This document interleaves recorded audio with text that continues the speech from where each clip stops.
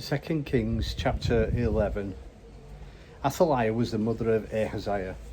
When she saw that her son was dead, she took over.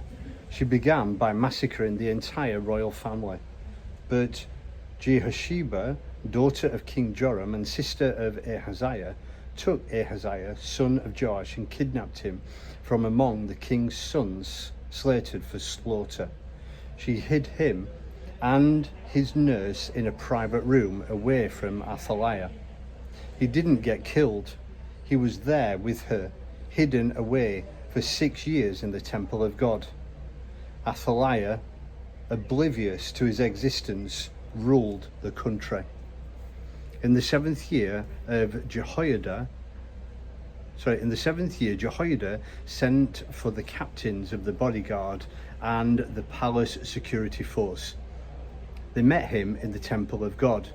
He made a covenant with them, swore them to secrecy, and only then showed them the young prince.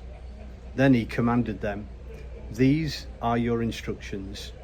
Those of you who come on duty on the Sabbath and guard the palace, and those of you who go off duty on the Sabbath and guard the temple of God, are to join forces at the time of the changing of the guard and form a ring around the young king.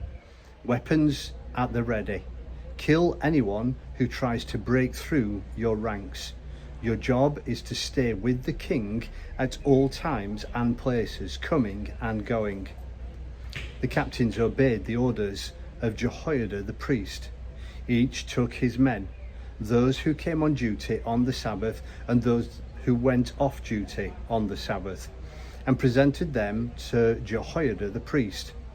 The priest armed the officers with spears and shields originally belonging to King David, stored in the temple of God.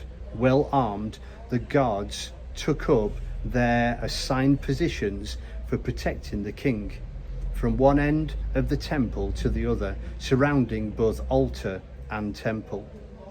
Then the priest brought the prince into view, crowned him, handed him the scroll of the covenant, God's covenant, and made him king.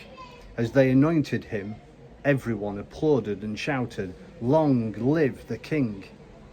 Athaliah heard the shouting of guards and people and came to the crowd gathered at the temple of God. Astonished, she saw the king standing beside the throne, flanked by the captains and heralds, with everyone besides themselves with joy. Trumpets blaring, Athaliah ripped his robes in dismay and shouted, "Treason! Treason!" Jehoiada the priest ordered the military officers, drag her outside and kill anyone who tries to follow her. The priest had said, "Don't kill her inside the temple of God."